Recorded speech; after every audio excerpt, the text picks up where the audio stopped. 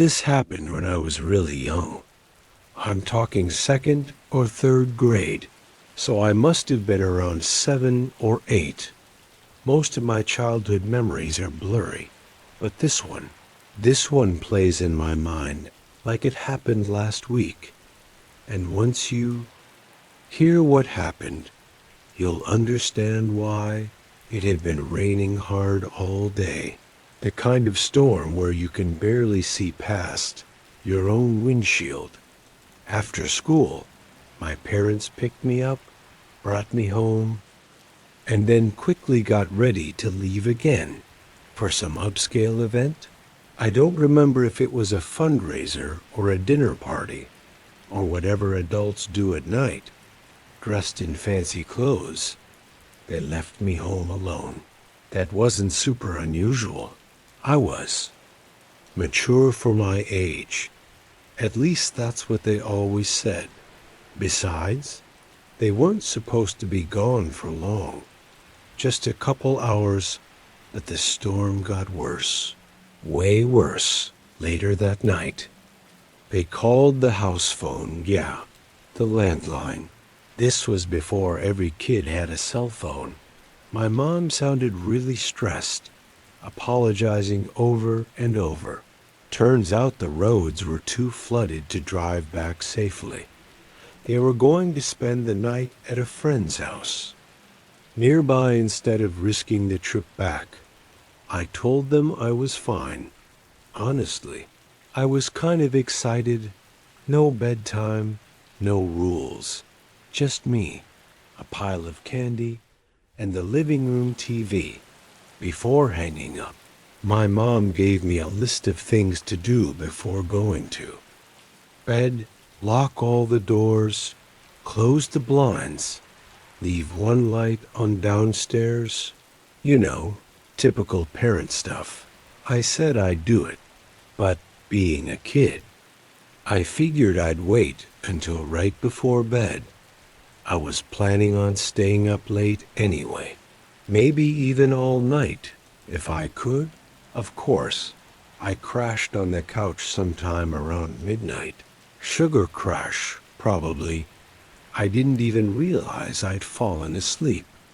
Until I woke up hours later. The first thing I noticed when I opened my eyes was how cold it was, like freezing. It felt like someone had opened every window in the house, but I was still wrapped in my blanket on the couch, and everything looked normal. Still, I remembered my mom's list and felt guilty. I figured I better do what she asked before going back to sleep. I went around the house locking up, checked the front and back doors, both closed and locked, windows shut, blinds drawn. The heat was on. Everything seemed fine, so why was it still so cold? I pressed my hand against one of the windows. It wasn't cracked or open. Nothing. I brushed it off. Probably something with the storm. Maybe the wind was just hitting the house weird, or the heater couldn't keep up. I was too tired to think, too hard about it, so I went upstairs to my bedroom. That's when the storm really made itself known. My bedroom window looked out over the backyard, and I could hear the wind howling, rain slamming into the glass, like someone was throwing handfuls of gravel at it. Lightning flashed every few seconds, followed by thunder that rattled the floorboards. I remember lying in bed, eyes wide open, just listening, not to the storm, but to something else. This low, rhythmic creaking sound. At first, I thought it was just the house shifting in the wind, but it wasn't coming from outside. It was coming from inside my room.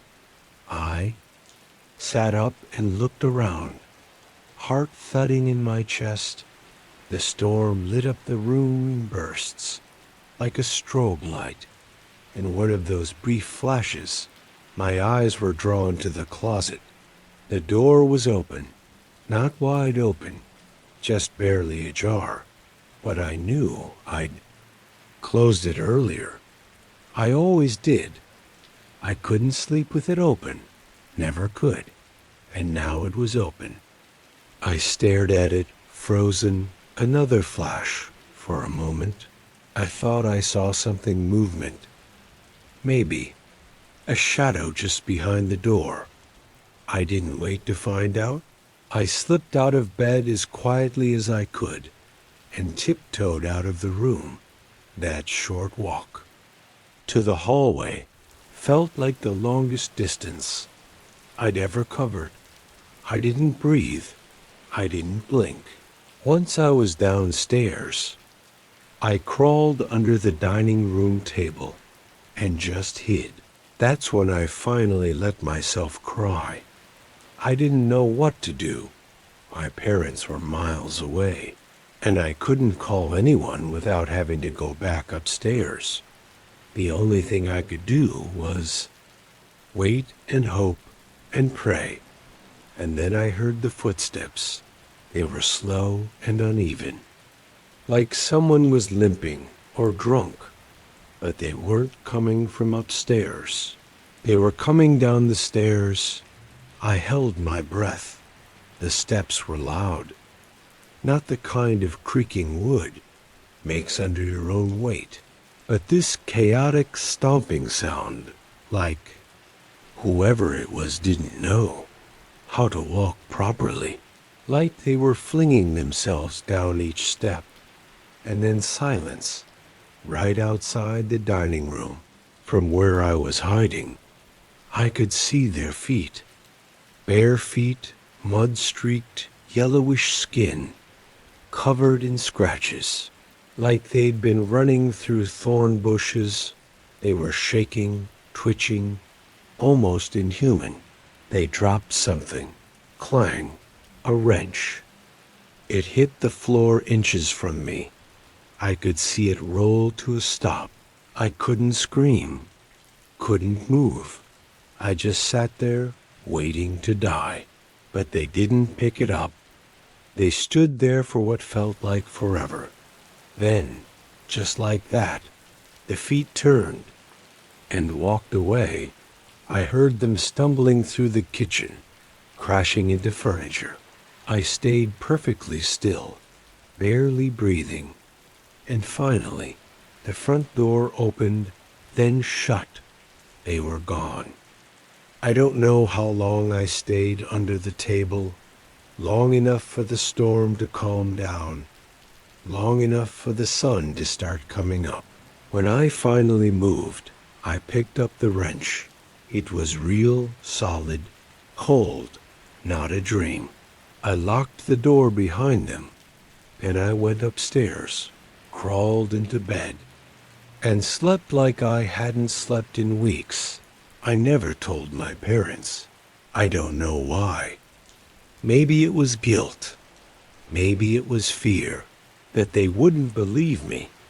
I just kept it to myself. Years later, I finally told them the story, and it took everything. I had to convince them it actually happened, but I'll never forget it. Not because of the storm, not even because of the feet, but because I know for sure, beyond any doubt, that thing in my house wasn't trying to rob us. It was trying to find me.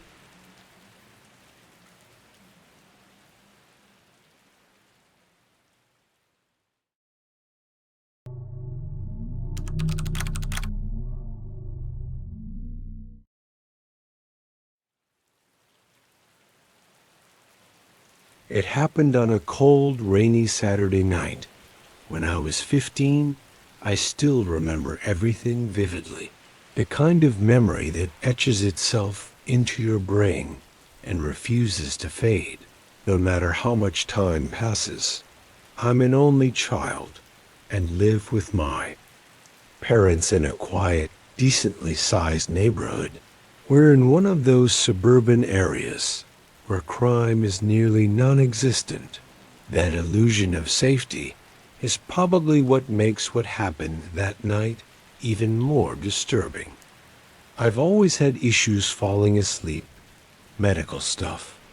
I deal with random panic attacks. I faint easily, and I have trouble breathing. When I get anxious, to top it off, I can't sleep unless it's dead silent. I mean, not even a fan running. And rain, which most people find soothing, only makes it worse for me. Something about the constant tapping noise just keeps my brain too alert. So when it started pouring that night, not a thunderstorm, just heavy, relentless rain, I knew I was in for a long night. After lying awake for what felt like hours, I gave up trying to fall asleep. I figured maybe a walk would help burn off some restlessness. It wasn't the first time I'd gone on a late-night walk. My parents actually encouraged it sometimes when I couldn't sleep. We lived right next to a large, well-lit public park, and the area was so safe I could walk for miles without ever feeling like I had to look over my shoulder. I slipped on a raincoat, quietly snuck downstairs, and left the house without even grabbing my phone. I didn't want the screen to mess with my already fragile sleep cycle. The air outside was crisp, wet, and strangely calm. The trees were swaying gently. The streetlights glowed softly through the drizzle, and the rhythmic sound of rain on leaves was oddly mesmerizing. For the first time that day, I felt my muscles begin to relax. About 20 minutes into my walk, I decided to loop back toward home. I cut through the middle of the park and took a shortcut across a quiet side road. That's when I saw it. At first, it looked like a black garbage bag lying in the street, but as I got closer, I realized it was a person, a man, lying face down in the middle of the road, completely still. He wasn't moving at all, not flinching, not even twitching. I froze. My first thought was that he'd been hit by a car. It was raining. Visibility was low, and maybe the driver didn't see him. But then, wouldn't there be tire marks? A car nearby? Something? Instead, the street was completely deserted. I was scared. Every instinct screamed at me to turn around and walk away. But something in me, maybe my upbringing, maybe just basic decency, told me I couldn't ignore it. What if he was seriously hurt? Cautiously, I stepped toward the figure. As I got within maybe 20 feet, I started noticing more details. He was wearing dark clothes, black pants, and a checkered shirt. Soaked from the rain, his arms were limp by his sides. I hesitated, then took one more step. That's when it happened. Out of nowhere, a sharp, high-pitched screech came from somewhere behind me. Somewhere deep in the trees. It didn't sound human. Not quite an animal either. It was this distorted, wounded cry that sent shivers down my spine. I turned around instinctively, scanning the park behind me, but I saw nothing when I turned. Back toward the road, the man was sitting up. I froze. His head was tilted upward, staring directly at me. I couldn't make out his face clearly through the rain, but I saw enough. His eyes locked onto mine, and his expression twisted into something wrong. He didn't look hurt. He didn't even look disoriented. He looked like he had been waiting. Then, in one horrifying motion, he stood up and ran at me. Not stumbled, not limped. He sprinted, full speed, like something out of a nightmare. And in his hand, glinting under the streetlight, was what looked like a kitchen knife. I didn't think. I just ran. The grass was slick and muddy, but adrenaline took over. My legs moved on instinct, pushing me faster than I thought possible. Behind me, I heard him scream, "I'll kill you." His voice was raw and animalistic, like he was enjoying the chase. I didn't want to lead him to my house, so instead I darted toward the forested area of the park, toward the direction where that strange screech had come from minutes earlier. I didn't care. I just knew I had to get away. I didn't stop to look back, not once. I ran deeper into the woods until the streetlights disappeared and the shadows grew longer. My breath was ragged, my lungs burning, my vision blurring. Just when I thought I couldn't take another step, I threw myself behind a large tree and collapsed, trying to muffle my gasps. For a while, I heard nothing but the rain. No footsteps, no breathing, just the storm. Minutes passed, maybe 20, maybe more. Eventually, I peeked out from behind the tree. The path was empty. I couldn't tell if he'd stopped chasing me or if he was waiting somewhere in the dark, but I couldn't stay there all night. I slowly took the long route around the edge of the park, staying far from where I'd first seen him. Every shadow made me jump. Every gust of wind made me flinch. When I finally reached home, I didn't even bother taking off my wet clothes. I just collapsed on my bed, my whole body shaking. I never told my parents, not because I didn't trust them, but because I didn't know how to explain any of it. I never found out who that man was. I never found out what that screech was. I tried checking local news in the days after, but there were no reports of anything. No missing persons, no arrests, nothing.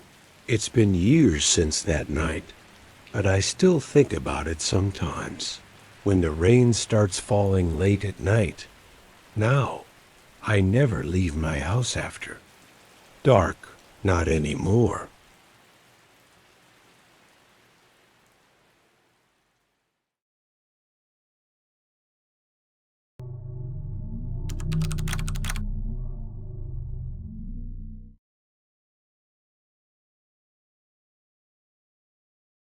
I'm 29 years old, and I've never really been good at dealing with things emotionally. Breakups, deaths, stress. I tend to bottle it up until something snaps. The only thing that ever gave me some relief was disappearing into the woods for a few days alone, not at some cozy campground with restrooms and fire pits, but real wilderness, remote, disconnected, silent, just me and nature. A few months ago, right after a really bad breakup, I hit my limit. I didn't call anyone, didn't tell my friends or coworkers. I just grabbed my gear, tossed it in the back of my truck, and drove north toward a spot I'd found years ago by accident. A secluded river bend miles off any main road, reachable only by a half-visible dirt trail you'd miss if you blinked. It wasn't a marked campsite. No cell service, no amenities, no footprints, just the way I liked it.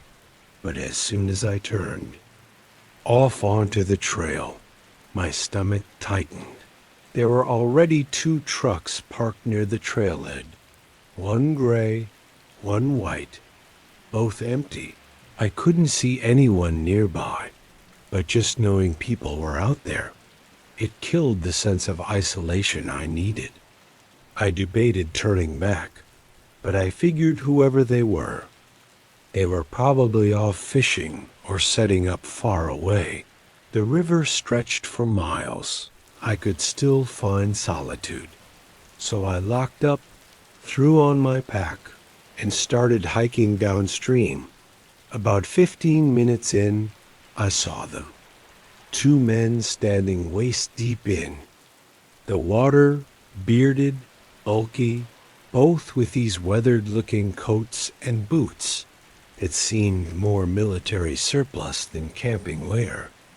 I was about to keep walking when one of them turned suddenly and covered something on the ground with his jacket.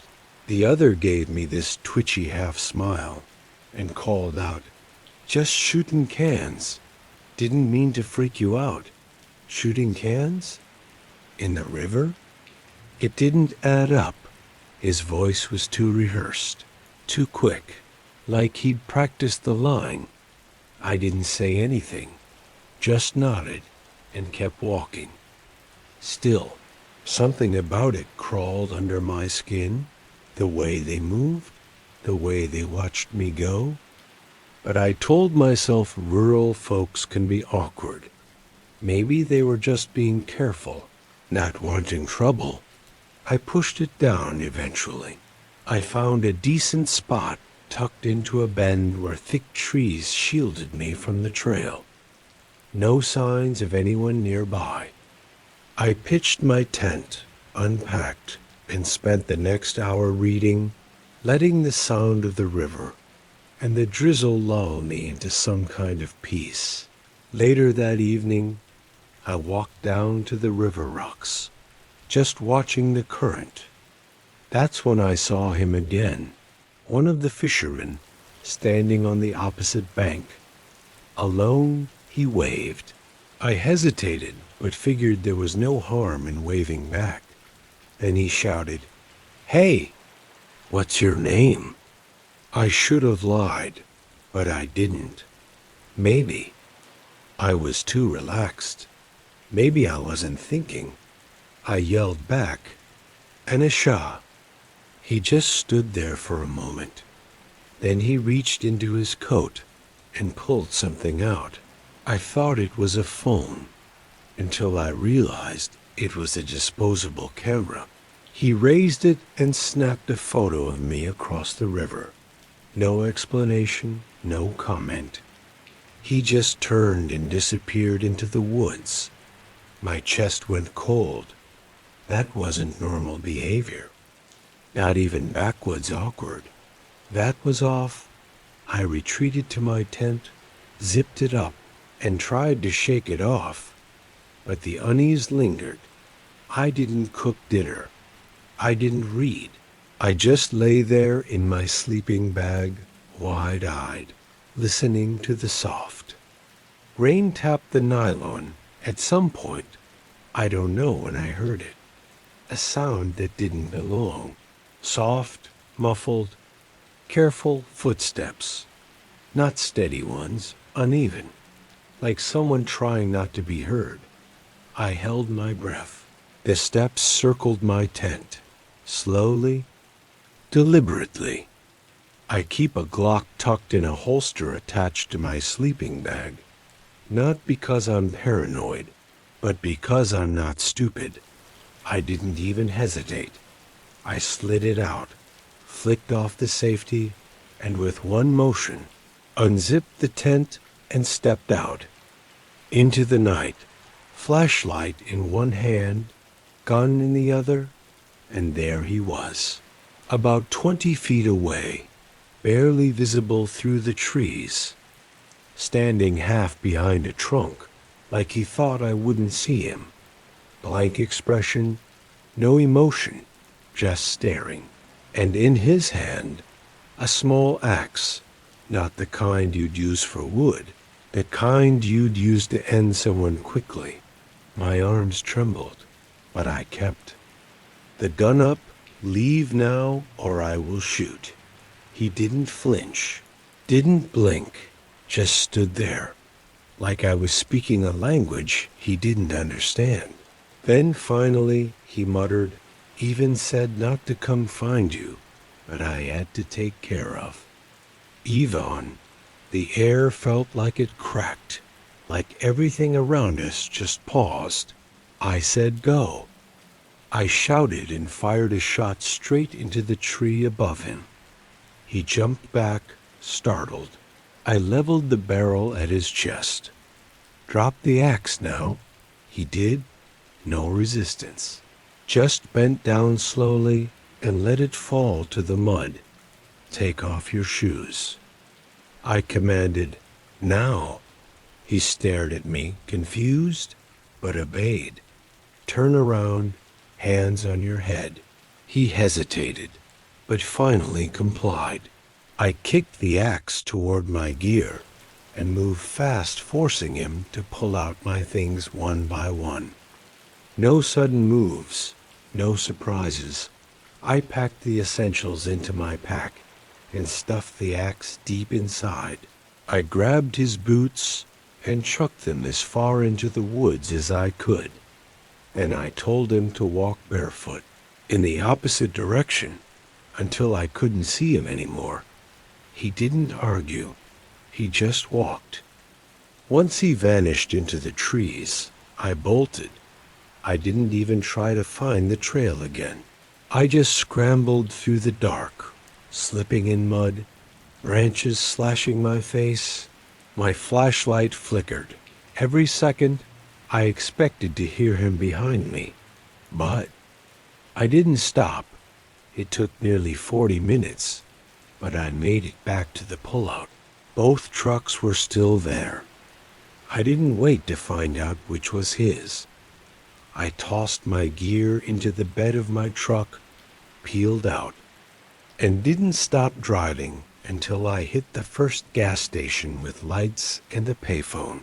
I called the sheriff's department and gave them the best directions I could. I never got a call back. I never followed up.